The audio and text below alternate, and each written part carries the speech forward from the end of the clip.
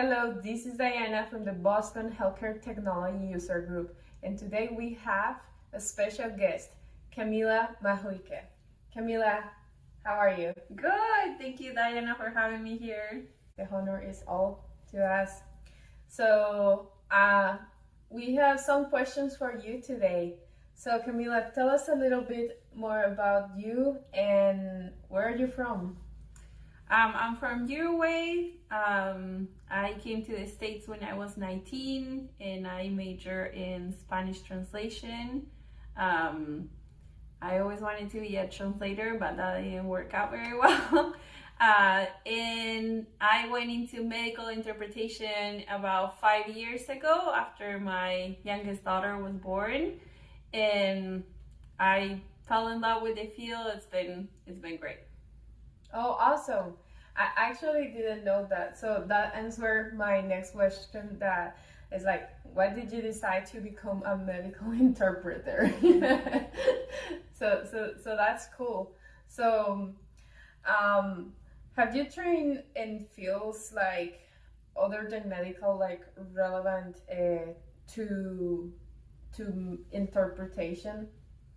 So, a lot of people actually ask me this question. It's like, how did I become a medical interpreter? What kind of schooling did I need for that? And I always say the same thing. I did go to school. I have a bachelor's degree in Spanish translation, but that did not train me for this job at all. We barely did any interpretation, and it's because I think over time I understood that interpretation is really a skill. Translation is also a skill, but you can learn more about translation tools and more of the tech side of it, which I did when I went to school. But interpretation, it's a lot of practice. I did train a lot of it before getting this job. I got certified by my state, Washington State, as a medical interpreter. And there are a lot of states too that offer that. And then after that, I became national certified as a medical interpreter. And there's just two big organizations that you can go about it. But it's a lot of it's a little bit of training, but it's a lot of more practice and just like developing the skill sets over time. That's awesome. So, Camila, in our user group, we talk a lot of topics related with technology and healthcare, of course. And one of those big things is the patient experience. We talk a lot about it and how we can improve the patient experience from the technology side to all kind of stakeholders, hospitals and patients and different clients in healthcare. So from your role, how can you impact the patient experience? Well, I think just having an interpreter on site gives the patient access to healthcare. It's not just about, interpreting so we can have a great conversation and improving communication.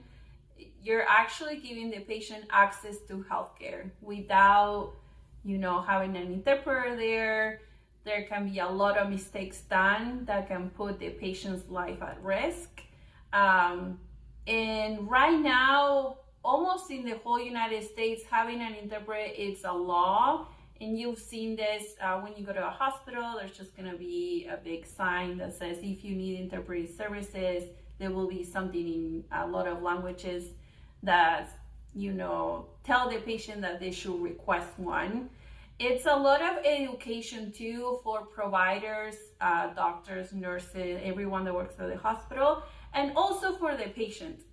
Sometimes the patients go and they think that with their little English they can get by, or they'll be able to understand, and they don't ask for an interpreter, and the visit just doesn't go the way they expected. And also sometimes the providers too, sometimes they have a second language and they think they could do it, but they make a lot of mistakes. So interpretation is so key for both of them to communicate and give access to healthcare. What I do, which is remote medical interpret, it I think has been such a great step into improving the patient's experience, because before that the patients needed an in-person interpreter, and not all hospitals have a 24/7 service of in-person interpreting. But with what I do, we are available 24/7. There's always someone that the providers can have in line to talk to the patients.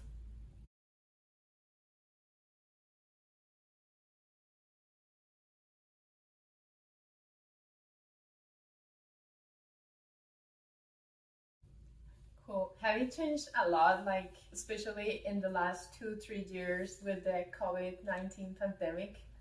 Like, can you tell if the your work before the pandemic was different like it is now?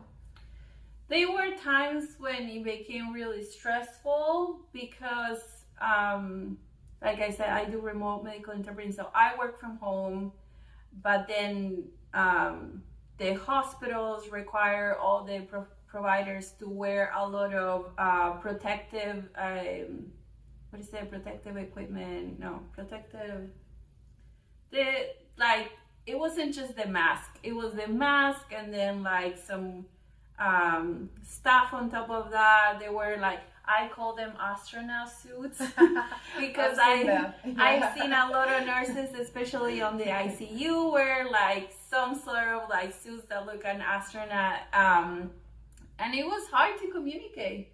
Mm-hmm. And not only them, they were with the mask and all the suit, but also the patients that were in the ICU that needed like the extra oxygen support, mm-hmm. had like huge masks that I have never seen in my life. It looks more like a BPAP, CPAP for people that have sleep apnea. They probably know that. Mm-hmm. So communication was hard. I had to do a lot of, we use a whiteboard on our screen, which is not a tool that we usually use because we don't need it.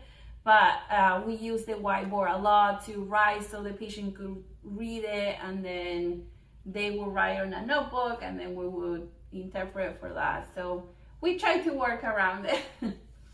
Yeah, I know. It's crazy how different protocols have to be introduced to, every institution and everywhere. Okay, I have a last question for you, and it is, so where do you think there is room for improvement in the healthcare industry, especially like from the technology side? Well, I always thought that there are parts of my job that could be automated. For example, let me step back so everyone can understand. I work at night, so I exclusively work for the emergency room. Mostly, 95% of my calls are for the emergency room. So I don't know how it is interpreters that work during the day, that they do a lot of office visits, maybe nursing homes, just anything that is outpatient, because that's just not where I work. Mm-hmm. But in the hospital, there's just a process, no? So you go to the emergency room, you have to be checked in, then you have to be triaged by a nurse. Then after you talk to the doctor discharges you, they give you instructions for that. All of those things that I mentioned, I think they could be automated. Like, for example, and I give you an example of this. So last week my daughter her blood had to be drawn, so I went to the lab. You don't have a person that checks you in anymore. You have a touch screen. Mm-hmm. You go and you enter everything, all the information, and you get checked in. That was so new to me. I didn't know that you could do that. And I feel like hospitals haven't caught up to that yet. I don't know why. Because all you need is just a touch screen for the patient to put their name. There's just information like your address, your date of birth. They look you up in the system. They find your chart. They ask you, has anything changed on your insurance or like your allergies, your medication. That's it. You have to take a seat and wait for the nurse to call you. Mm-hmm. The triage is the same thing. It's very straightforward. They ask you what are your symptoms. They ask you for your height, your weight. They take your temperature, your vitals. That's it. Then you wait for the doctor. And that's just all things that could be done, with a screen. It could be automated. I'm not saying a robot, but I can see in the future having a health robot that actually does that. Mm-hmm. Like a lot of people thought that Google Translate was so bad, but guess what? It's getting better, mm-hmm. and it will get better. Machine translation it is the future. And I actually worked for machine translation before I got into medical interpreting. I spent like a whole year on that, and I know that it's just a matter of time before it becomes better. And when machines do some of the work that we do, we have more time to spend on things that, there's just a high demand. A lot of people think, they're going to take our jobs. We're not going to have any jobs. That's just not true at all. It's just such a high demand. And for example, the time that I spend doing patient registrations, patient check-ins, triage, and discharge instructions, is time that I could be interpreting for a mental health evaluation, mm-hmm. or for a labor and delivery call, mm-hmm. or an office visit. That just requires more of a human type. Like, I don't think machines could ever do a mental health evaluation. Yeah, it's impossible. I don't see ever that being automated ever. It will be just a disaster. But that's why we're there, right? So I just think that technology will actually improve access of healthcare to patients. And it's just a matter of time. Yeah, that's true. Well, yeah, there are a lot of opportunities and projects to work on and get technology better for everyone, right? So yeah, that's cool. Thank you so much for sharing your experience, your thoughts with us and all the community that follow us. It was a pleasure to have you here. Thank you so much. Thank you for having me.